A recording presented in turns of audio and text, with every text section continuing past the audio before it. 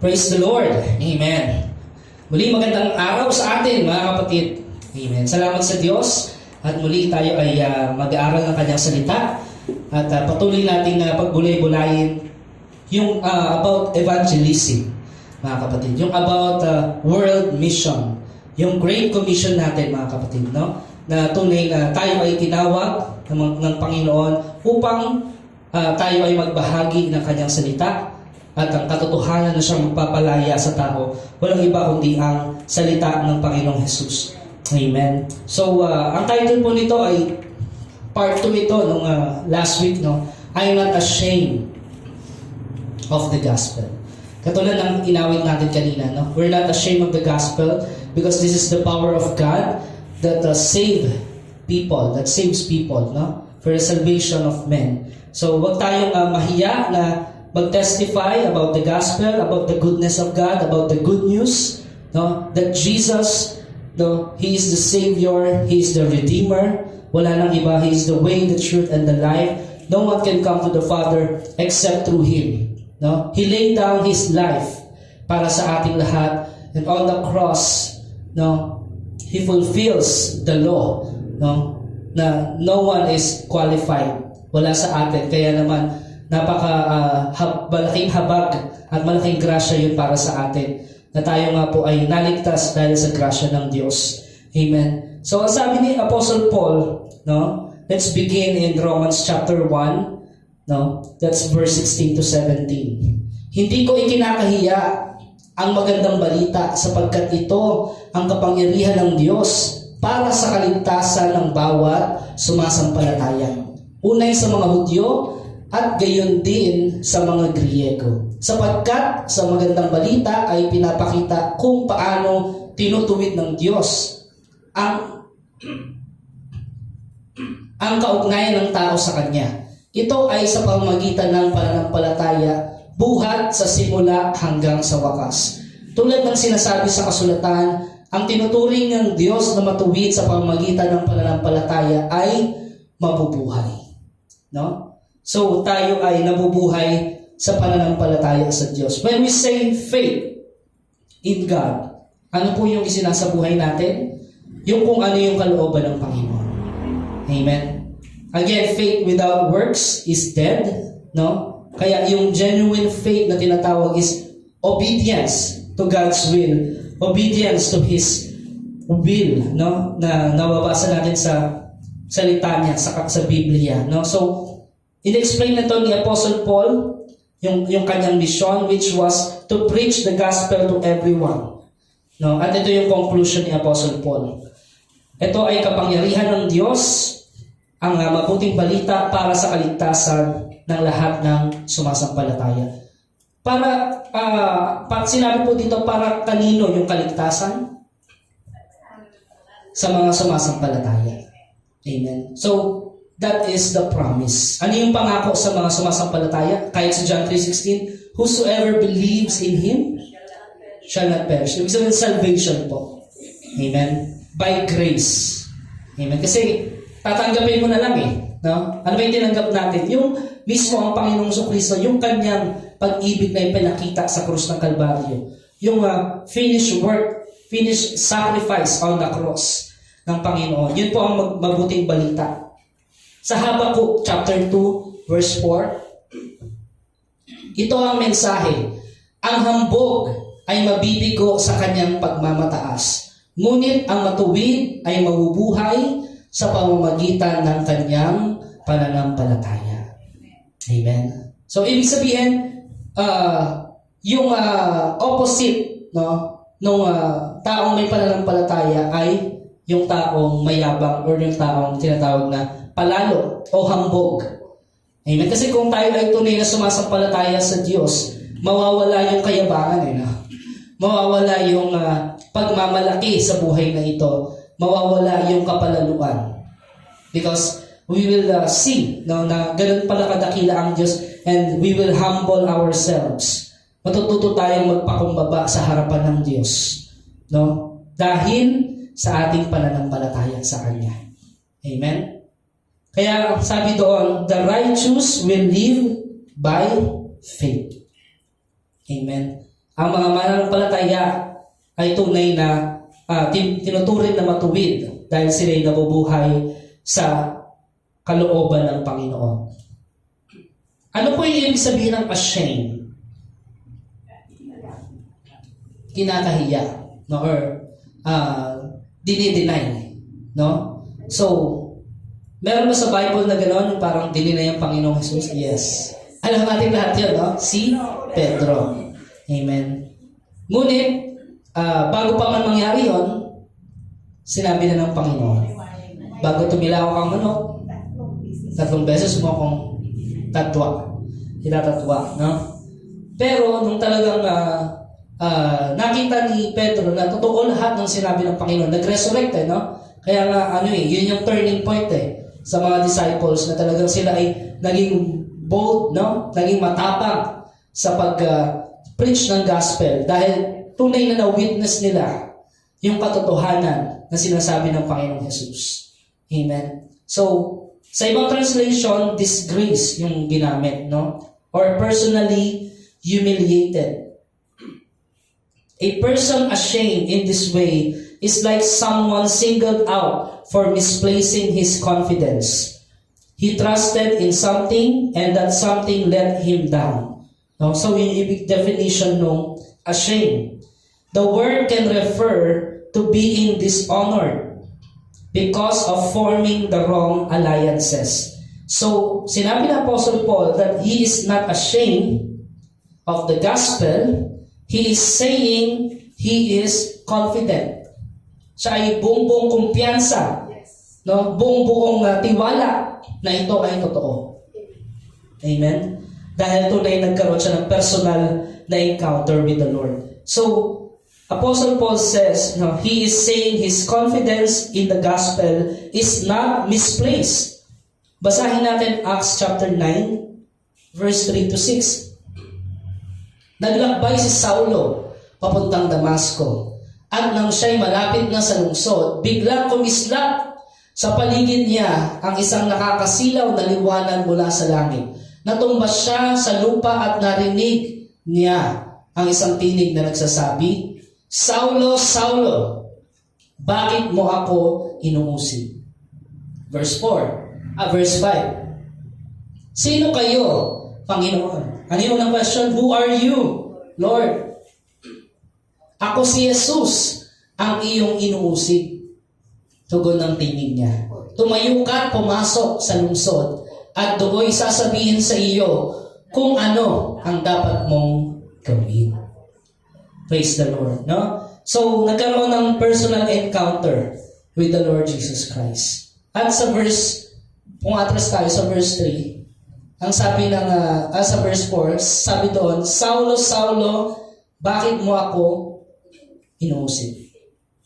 Sino ba inuusig ni Saulo? Hindi pa siya Paul, no? Mga Kristiyano. Pero, sabi ng Panginoon, bakit mo ako? Personal Bakit mo ako inuusig, Saulo? No? Dahil ang katawan ng Panginoong Kristo ay ang church. No? Ang mga mananampalataya. So kapag ginawa mo sa isang Kristiyano yung bagay na pag-uusig or pang-aapi, no? Kanina mo yung ginagawa? Sa Diyos. Kaya sabi ng Panginoon dito, bakit mo ako, personal no? Bakit mo ako inuusig? No? So, there is no disgrace in declaring the gospel. No? There's no disgrace. Paul had given his life to proclaiming the truths that Jesus himself had revealed to him. So, nagkaroon talaga ng pagpapahayag personally kay Saul or kay Apostle Paul. 2 Corinthians 12, verse 2 to 4, sabi lang, may kilala akong isang Kristiyano na dinala sa ikatlong langit, 14 na taon na ang nakakalipas. Hindi ko lang matiyak kung iyo'y isang pangitain lamang o tunay na pangyayari. Ang Diyos lamang ang nakakaalam. Alam kong ang taong iyon ay dinala sa paraiso. Hindi ko lang alam kung iyon ay isang pangitain o tunay na pangyayari. Tanging Diyos ang nakakaalam. Nakarinig siya ng mga bagay na hindi kaya ilarawan ng salita at hindi maaaring sabihin ni numan. Amen? So, pinapahayag ni Apostle Paul yung personal encounter with God. No? Kaya naman, nasabi niya, I am not ashamed of the gospel. Kasi siya mismo, no? First-hand experience niya yung pagkatawag, yung pagkilos sa kanya ng Diyos. He explained to the Romans, no, why he did not believe that he had wrongly identified with Jesus and why proclaiming Jesus' message was his life's work. No? Bakit napakahalaga ng gospel? No? Bakit napakahalagang marinig ito ng sanlibutan? Dahil ito ang kapangyarihan ng Diyos. Dito, mapapahayag, no? Yung kapangyarihan ng Diyos. Sino ba kapangyarihan ng Diyos? Ang Panginoong Jesus. He is the power of God. He is the righteousness of God. He is the image and likeness of God. And He is God. In the beginning was the Word, and the Word was with God, and the Word was God. John 1:1 and John 1:14 says, the Word became flesh and dwelt among us. No? So, sila mismo, no, yung mga disciples, lalo na si Apostle Paul, in-emphasize niya doon, kahit anong nagawa sa kanya, yung kumpiyansa niya ay hindi nawawala. Binugbog siya, kinulong siya, pinahirapan siya. Siya mismo, di ba, nung naging Kristiyano siya, persecution after persecution, at marami pa siyang naranasan, nawasak yung barko na sinasakyan niya, pero tuloy-tuloy pa rin siya. Bakit ganun na lang yung kanyang pananampalataya sa Panginoon? Nagkaroon kasi nung turning point sa buhay niya. No? Nung nalaman niya yung katotohanan, siya ay nakalaya.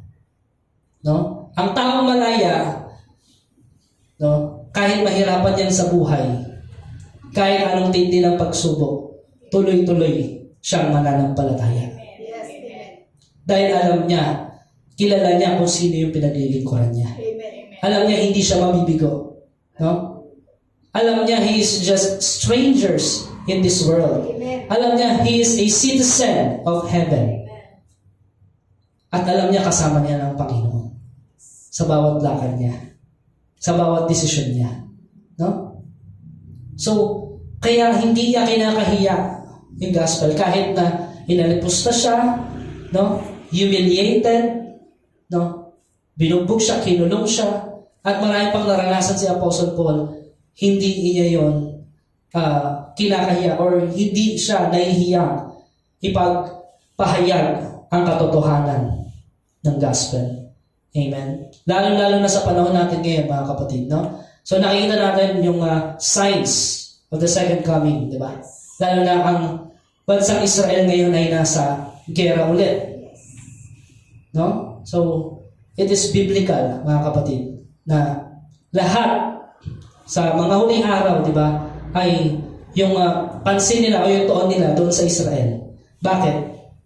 No? Yun ang propesiya na ipapakita ng Diyos na kahit itong bayan na ito ay maliit. No? At maraming gustong pabagsakin ang bayan ito, hindi yun mangyayari. Hindi siya babagsak. Yes, amen. Dahil sa iyo ang pangako ng Panginoon. Amen. Amen. No? So, in that way, mapapakita na totoo ang Diyos ng Israel.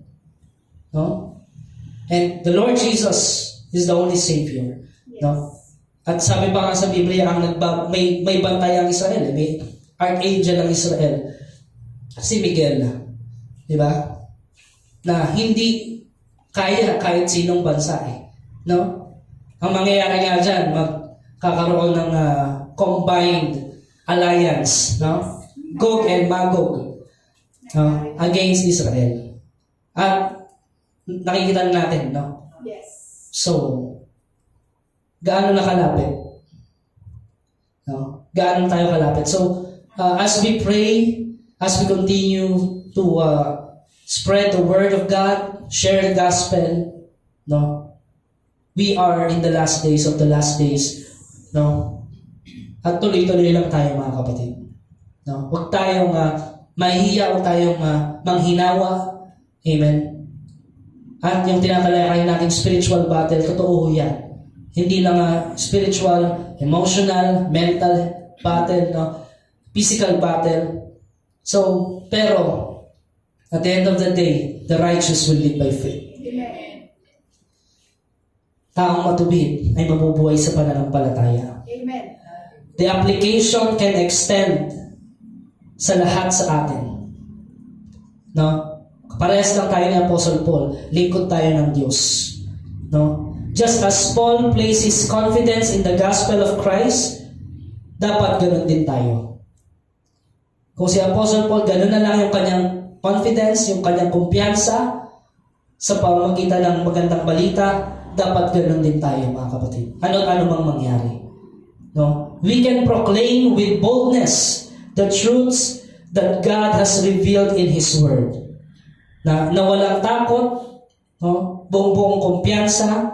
Sabi doon, Romans 10:11, sinabi nga ng kasulatan, ang sino mang sumasampalataya sa Kanya ay hindi mapapahiya. Amen. Yes. Hallelujah. Sabi ni Apostle Paul, no? Sino mang sumasampalataya sa Kanya ay hindi mapapahiya. Kung talagang buong buo yung kumpiyansa mo. You don't deny, no, the gospel. You don't deny Jesus in your life.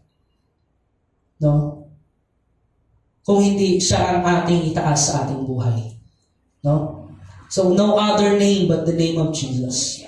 Kasi ang kadalasan nangyayari, marami naman ginagamit yung word na God, ginagamit yung word na Lord, no? Salamat sa Lord, salamat kay God. Pero, who is your God? That's the question, no? Sa mga Kristiyano, specific tayo, no? I really thank the Lord Jesus Christ, Amen. no?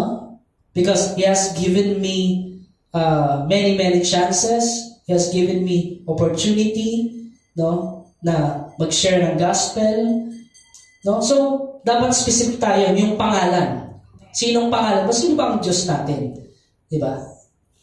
Anong pangalan ba yung binigay sa silong ng langit para sa kaligtasan? Jesus. No other name but Jesus. Amen? So, kaya sabi, without fear, no? We are not ashamed. Kaya sabi, anyone who believes in Him will never put to shame.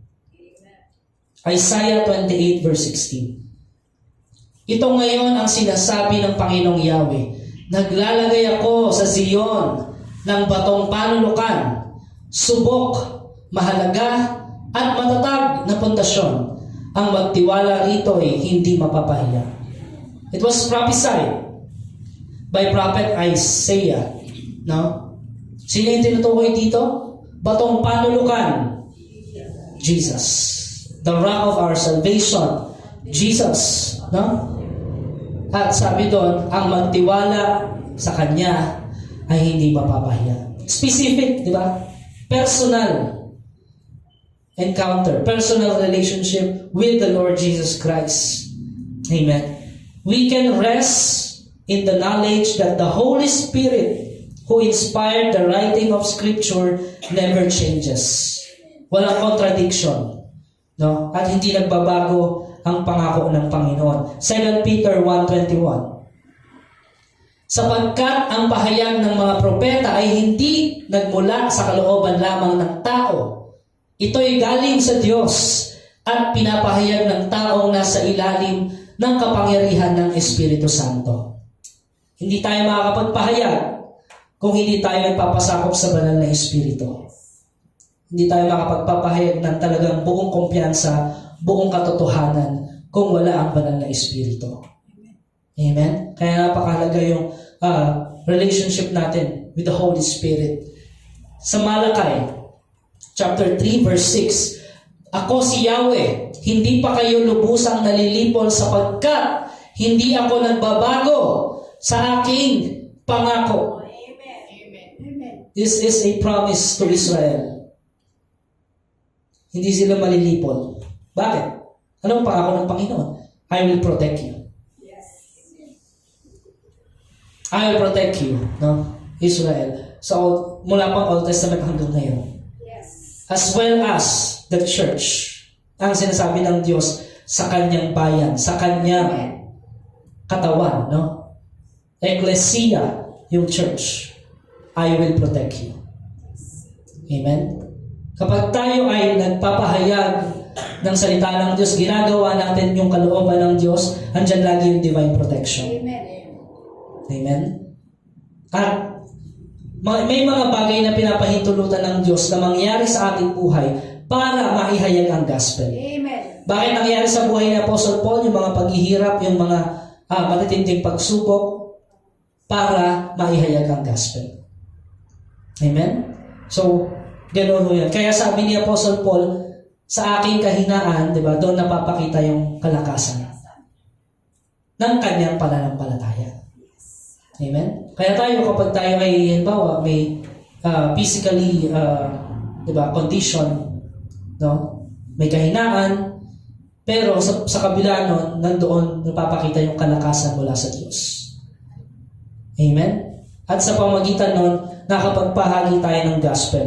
Sabi sa Hebrews chapter 13 verse 8, kung sino si Jesucristo noon, ay siya rin ngayon at magpakailanman. Hindi mababago. And the word of God shall remain forever. Ano mang mangyari sa sanlibutan, God is still in His throne Amen. in heaven. Yes. No? Ano mang mangyari, ano mang plano ng tao, ang plano ng Diyos ang mangyayari. Amen. Amen? So, kaya mga kapatid, lagi natin sinasabi ba, it's high time, no, na tayo ay patuloy na mapaigting yung ating pananampalataya through prayer, yung spiritual disciplines, no, through discipleship, nang sa gayon, tayo ay mapuspos ng banal na espiritu. Magkaroon tayo ng discerning spirit, alam natin yung mga nangyayari sa kapaligiran. No? Yung gera na nangyayari sa Israel, hindi lang basta-basta gera yan. No? It is included doon sa propesya na sinasabi sa Bible. Yes. No? Isipin nyo, no? Surprisingly, attack. Diba? Kasi protected na yun ng mga equipment yung Israel, no? About dun sa mga rocket. Pero may mga talagang nakalusot pa rin. At talagang pinagplanuhan yung pag-atake sa Israel. Nakasulat ho yan, mga kapatid. Ang nakakaawa doon, di ba? Mga bata, pinupugutan ng ulo. Di ba? Pinapakita yung kanilang talagang pananampalataya din. Kasi this is not just a battle of yung gusto nilang masakop sila ng kapangyarihan. It's all about their faith. No? It's all about their faith. Na para sa kanila, when they kill, that's holy. It's a holy war. Jihad. No? So that's their faith. Yun yung kanilang pinapananayanan. But what's the truth? Who is your God? Who is their God? Diba? So, kaya nga po, napakahalaga na mapanghawakan natin yung katotohanan ng gospel. No? So, sabi ni Apostle Paul, no, ang katotohanan, anong mang mangyari sa sanlibutan ay mananatiling katotohanan. What was true thousands of years ago is still true. Acts chapter 2 verse 39. Sabi ni Pedro, no, sapagkat ang pangako ay para sa inyo at sa inyong mga anak at sa lahat ng nasa malayo, sa bawat taong tatawagin ng ating Panginoong Diyos.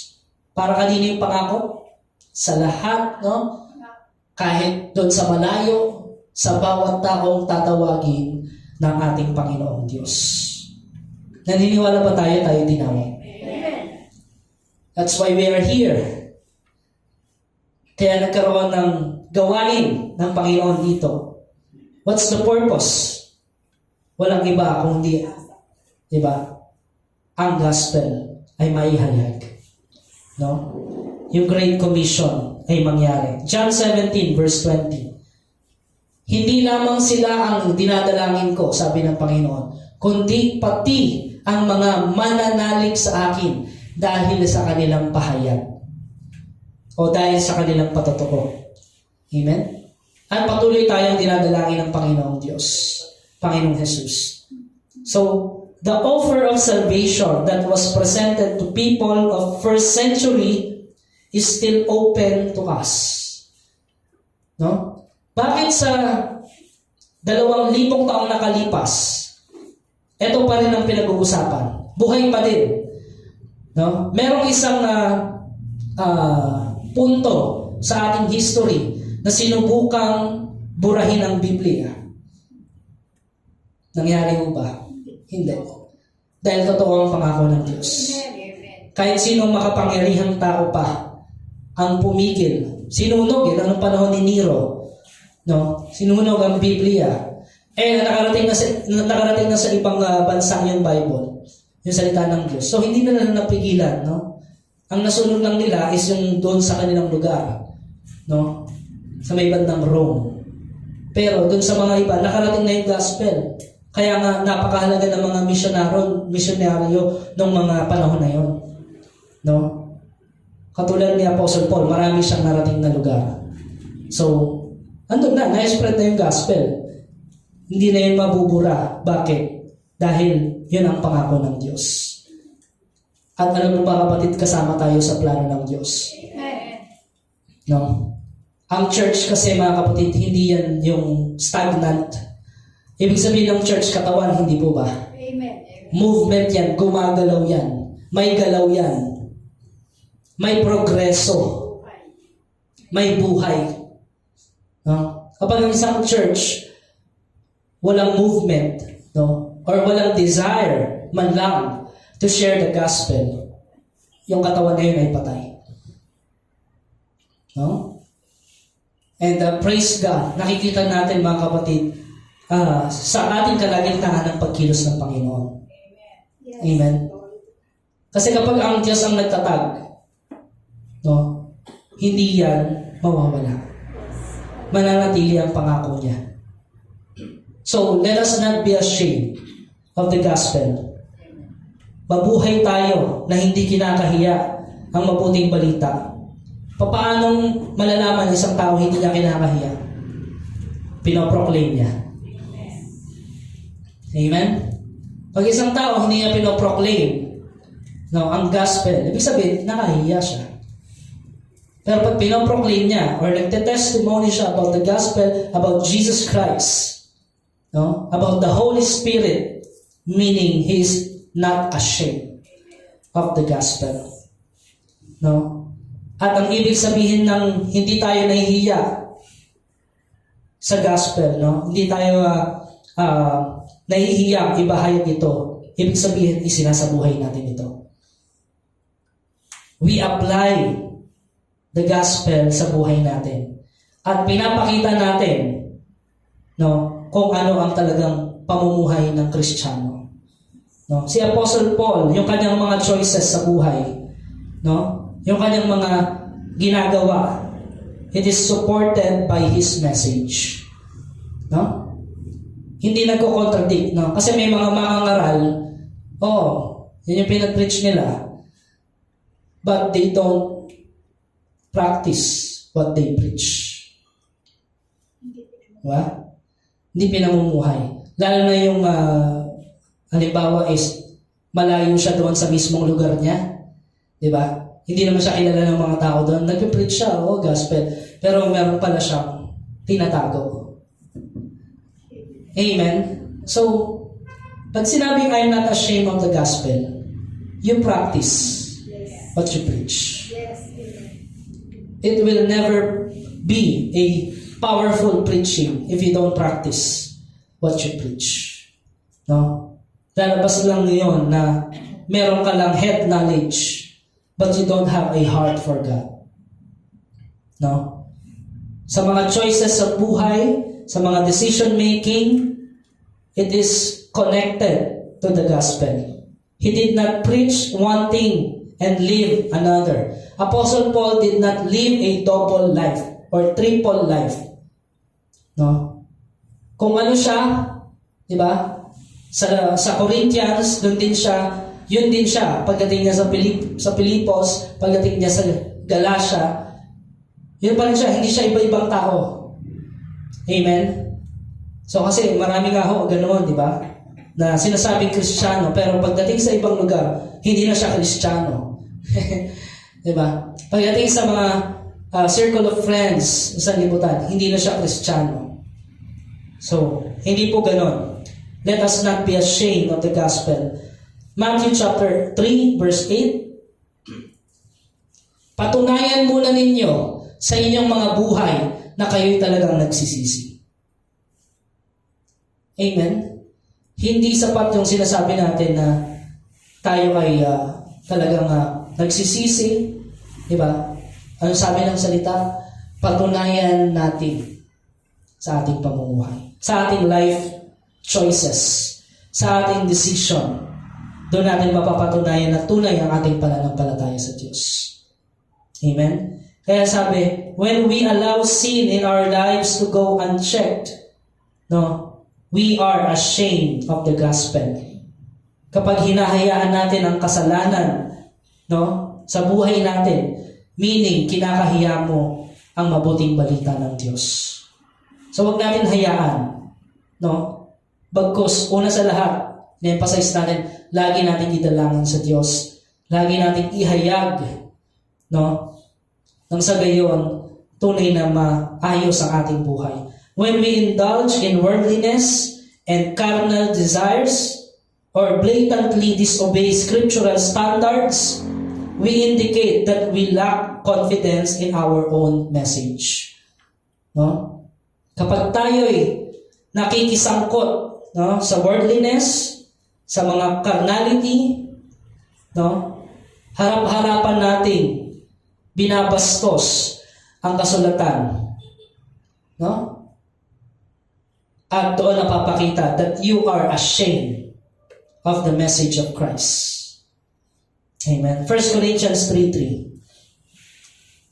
Sapagkat nananaig pa sa inyo ang laman, ang inyong pag-iinggitan, ang inyong pag-aaway-away, ay palatandaan na makasanlibutan pa kayo at namumuhay ayon sa laman. Yun yung ebidensya. Kapag merong inggitan, merong awayan, that's the flesh. Ito ang sinasabi ni Apostle Paul sa mga taga-Corinthians. Yung worldliness, yung carnality. Sabi pa sa 1 Peter 2:11, mga minamahal, nakikiusap ako sa inyo bilang mga dayuhan at pansamantalang naninirahan lamang sa daigdig na ito. Talikuran na ninyo ang mga pagnanasa ng laman na nakikidigma sa inyong mga sarili. The battle within you. Amen? Talikuran, sabi niya, ni Apostle Peter. Sabi ni Apostle Paul, kapag meron pa ang pag-iinggitan, pag-aaway-away, ito ay katunayan na kayo ay makasanlibutan pa. Kaya nga sabi ni Apostle Peter dito, dayuhan tayo Strangers tayo dito, pansamantala lang tayo dito sa libutan. This is not our home. Hindi talaga ito ang ating tirahan. This is just all temporary, mga kapatid. So anong ikinakahinayang natin sa buhay na ito? For Apostle Paul, nothing. For Apostle Peter, nothing. Because ang mabuhay ay kay Kristo, ang mamatay ay pakinabang. Amen? Kaya ano sabi ni Apostle Paul yun for me, para sa akin, to live is in Christ. And to die is gain. Hindi tayo mawawala sa sanlibutan nito ng walang kabuluhan. Mag-iiwan pa tayo ng legasiya sa mga next generation. That when we live the life with the Lord Jesus Christ, we will be a good example to the next generation. Amen? Na meron silang makikita na talagang katotohanan patungkol sa Diyos sa pamamagitan ng ating mga buhay. Amen po, mga kapatid. So, sabi ni Apostle Paul, Talikuran na natin yung mga bagay na yun. Pag-iinggitan, no? Pag-aaway-away. Iba na yung isip natin ngayon eh. Renewed na. Amen. Di ba? Bakit? Ano bang pinag-aawayan-awayan ng mga tao? No? It's worldly. Worldly things. No? Yung mga bagay na yun. Kaya you must surrender your life to God. When we walk in the counsel of the ungodly, stand in the path of sinners, and we sit in the seat of the scoffers, ang nagpapakita lang nun, we are ashamed of the gospel. Kaya sabi ni Haring David, Psalm 1 verse 1, mapalad ang taong hindi nakikinig sa payo ng masama. Mapalad ang taong hindi sumusunod sa masama nilang halimbawa. Mapalad ang taong hindi nakikisama sa mga kumukutya. Mapalad ang taong hindi nakikisangkot sa gawaing masama. Amen. So, my question is, are you blessed? Amen. Amen. Amen. Yes. Amen. Paano natin nasasabi na, I am blessed? No? Bakit? Because we have the privilege, di ba? Yes. To worship God, no? To gather in this place, no? To have a prayer meeting, a Bible study. Anong gawain yun? Gawain ng patungkol sa Diyos yun eh. No? Pero kung ang gawain mo ay yung mga binanggit dito, no? Yung payo na sinusunod mo, yung advice galing sa libutan, no? Porket galing lang doon sa vlogger na sikat, yun na yung susundin mo. Diba? Porket galing lang doon sa nagsalita na popular na tao, yun na yung para sa iyo ay totoo. Hindi. No? Kaya sabi, hindi sumusunod sa masama nilang halimbawa. Diba? Lalo na yung nakikita natin yung tahasang, di ba? Pagpapakita ng karumal-dumal sa harapan ng Panginoon. No? Nagkaroon ng isang event. I think it's in Africa. No? Yung satanic event. No? Gumawa pa sila yung malalaking parada yun eh. Parada, no? Yung yung mukhang demonyo, yung mga mukhang pinatay, beast, di ba? Meron pa nga doon yung beast talaga, di ba? Tapos may usok pa eh. Talagang we are in the last days, no? I think that's part ng Brazil. Yes, Brazil, no? Brazil. Not in Africa, it's in Brazil. South America yun. No? So, ganoon, tahasan yun, di ba? And then, yun nga, tahasang pinapersecute talaga yung mga Kristiyano, yung mga nag-share ng gospel, pinapatay, and then, pumunta ka naman sa Middle East, ganun din, no? No? So, and then, when it comes to Israel, magulo din, di ba? And those are signs, mga kapatid, that we are living in the last days. No? So, nasaan tayo sa ating relasyon sa Panginoon? Ano ang take natin? Ano yung position natin, no? Sa ating relationship sa Panginoon? Tayo ba ay paisi-isi lang, no? Go with the flow lang? O tayo ay intentional talaga? No? Yung ating life's choices is intentional for the glory of God. When we say intentional, pagsasadya, no? Na lahat ng ginagawa mo ay para sa Diyos. No? Itong ginagawa natin para sa pamilya natin, it's for God. Ginagawa natin is for God. No? There are many ways to share the gospel. No? Hindi lang yung mga pastor, no? Yung nag-share ng gospel, hindi. Lahat tayo. There are a lot of ways to share the gospel. Mga kapatid, no? Yun pa lang sa pamumuhay natin, we are sharing the gospel na. Kahit di pa tayo magsalita. We are being ashamed of the gospel, no? Kapag tayo ay nakisangkot sa mga gawaing masama. We are not allowing its truth to penetrate our lives so that others see its changing power. No? So, to live unashamed of the gospel, meaning Katulad ni Apostle Paul, hayaan natin ang banal na Espiritu ang kumilos sa buhay natin. Huwag tayong magdesisyon sa sarili natin. Huwag tayong gumawa ng mga bagay-bagay na alam natin hindi kalooban ng Panginoon. No? So, allow it to dominate our lives. Yung salita, yung gospel, allow it to dominate our lives to the extent that everyone within our sphere of influence can see that we have been with Jesus. Acts 4:13. Sabi doon, nagtaka ang buong kataas-taasang kapulungan ng mga Hudyo sa katapangan pinakita ni Pedro at ni Juan. Lalo na nang malaman nilang mga karaniwang tao lamang ang mga ito at hindi nakapag-aral. Nabatid nilang dating kasamahan ni Jesus ang mga ito. Di ba? So nakita, kilala ba nung kapulungan si Pedro at Juan? Yes. Kilala sila na ordinaryo lang. Kilala sila na mangisda or ordinaryo lang sa lipunan. No? Kilala sila, hindi sila nakapag-aral. No? Pero, nakita nung kapulungan ng mga Hudyo, bakit ganun sila katapang mangaral? Alam naman nilang pwedeng maging kapalit ng buhay nila yun. No? So, na-identify ng mga taong yun na kasamahan ni Jesus ang mga ito. No? That sila ay followers of the Lord Jesus Christ. Amen? So sa atin, paano tayo ma-identify na tayo ay disciples of Christ? No? Dahil umaten tayo sa DOCG. Yun ba yun? Para ma-identify ka na, he belongs to Jesus. Hindi. No?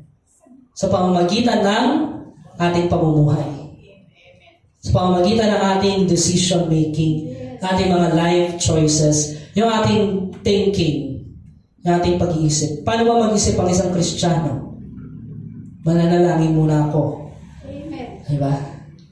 Ganun mag-isip ang isang Kristiyano. Itadalangin niya muna bago siya umaksyon. Amen. Amen? Yes. Isa rin yun, no? From the abundance of the heart, the mouth speaks. Diba? Sa pag-iisip, sa pananalita, syempre, sa ating mga ginagawa. No? So, let us not deny the gospel. No? Na iba yung pinipreach natin, iba yung sinishare natin, tapos iba pala yung pagkatao natin. Amen? So, allow the gospel to be revealed sa mga tao sa pamamagitan ng ating buhay. No? Kasi maraming pagkakataon sa ating buhay, no? Hindi naman natin kailanganin na basahan sila ng Bible or what, no? Maraming pagkakataon, di ba, na alam mo yun, makausap mo lang isang tao, not quoting any verse from the Bible, malalaman nila na Christian ka. Amen? I'm not saying na masama mag-quote ng Bible, no? Pero hindi lahat ng nag-quote ng Bible is Christian. Tama mo ba? Yes, marami sa Facebook, di ba? They quoted the Bible, pero scammer pala. Di ba? Tama yung sinasabi ng Apostle Paul eh. Ginagamit nila, di ba? For peddling, for para sa, pagbibenta, di ba? They will make merchandise of you, gano'n, no? So, sa ating buhay pa lang, makita na that we belong to the Lord Jesus Christ. Amen? Sa pag-aaral, sa mga estudyante, sa pagtatrabaho, or sa ating mga ginagawa, business, or other things, di ba? We can share the gospel through those, means ng buhay natin. No? So, mapapakita natin on how we talk, on how we think, no? Kung paano tayo magbigay ng advice, kung paano tayo magmahalan. Kaya sabi ng paano tayo magmahal, no? Sabi ng Panginoon, they will know that you are my disciple. Pamagitan ng pag-ibig. Amen? Yun yung sinabi niya, di ba, sa kanyang mga disciples. Malalaman nila na kayo ngayon mga alagad ko kung kayo'y nag-iibigan, katulad ng pag-ibig ko sa inyo. Amen? So, ganoon po pala ang ating evangelism. So, tuloy-tuloy ho tayo mga kapatid, no? Mga panahon, di ba? So, ang bilis ng panahon, November na, no? October ngayon, so November, then New Year. No? So, kung anong kalooban ng Panginoon, yun po ang dapat nating gawin. Amen. Amen? So, naunawaan po ba natin ang mensahe ngayong hapon? Yes. Again, the title is, I'm not ashamed of the gospel. Palakpakan po natin ang Panginoong Jesus. Hallelujah! Praise the Lord! Thank you, Jesus. Tayo po ngayon ay manalangin. Ang maraming Diyos na makapangyarihan sa lahat. Salamat po, Panginoon, sa iyong mensahe. Salamat po, Lord, sa pagpapaalala mo sa amin kung ano ang purpose ng aming buhay. Salamat, Lord, sa kabutihan mo na patuloy namin nararanasan, sa iyong grasya na sapat sa araw-araw, Panginoon. Salamat, Lord, sa pagkakataon na kami nga po, Lord, ay nakakapagbahagi ng iyong salita. Lord, na nakikita sa amin, Lord, ang iyong pagkilos, Panginoon.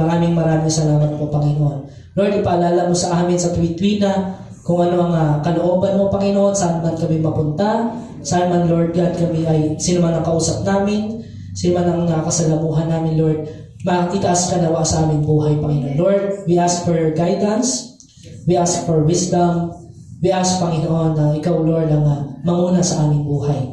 Maraming salamat po, Ama, at patuloy sa iyo lang pinagkakatiwala ang lahat-lahat sa aming buhay at ang aming kinabukasan sa iyo namin tinataas lamang, O Diyos.